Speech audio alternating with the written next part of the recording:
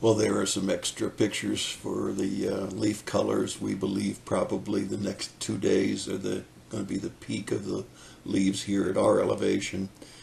Some have already reported that at elevations above ours, the leaves are already gone from the trees, and of course down at lower elevations there's still some color to come. So at 3,000 feet we're still having some colors. Above 3,000 feet, probably not much color. We've got a lot of wind and rain that's knocked the leaves off the trees in higher elevations, and so we give you those pictures to just kind of enjoy. And we're working our way backward from Revelation to Genesis with some of my favorite sections of Scripture, and today it's from 1 Timothy 5:17 through 20. The elders who rule well are to be considered worthy of double honor, especially those who work hard at preaching and teaching. For the Scripture says, "You shall not muzzle the ox while he is thrashing, and the laborer is worthy of his wage. Do not receive an accusation against an elder except on the basis of 2 or 3 witnesses." Let's take first of all the wages of an elder, pastor, minister in the service of the Lord. Certainly we have seen the pendulum swing. There was a time in history not too long ago when pastors didn't own their own homes. They lived in pastoriums and they made paupers' wages. Then came a time when mega churches came into existence, and churches started to compete for the better pastors, and salaries went up, and in some cases were above the wages of most of the members of the church.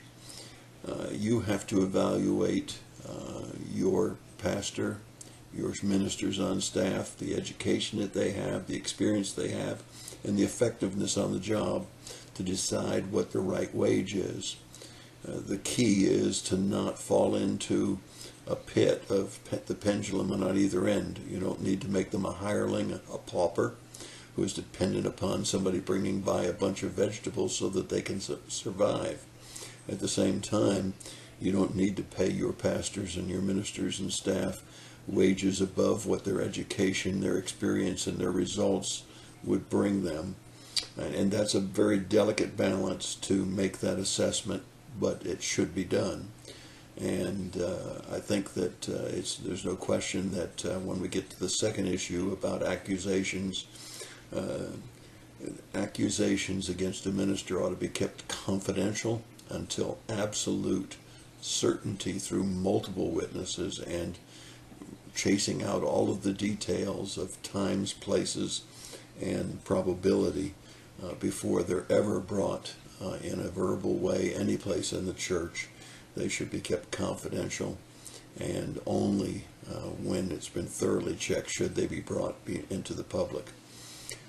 The exception, of course, to this is molestation and abuse of a wife, and there it's important to put the person on an administrative leave until the facts can be checked, so that the children or wives involved in this can be protected while their investigation goes on. Again, it's wise to keep it private unless there's an absolute astounding amount of evidence, because once a cloud has been put over somebody's head, there's always some feathers floating around in the air, always some doubt as to whether or not that minister or staff member was guilty of something.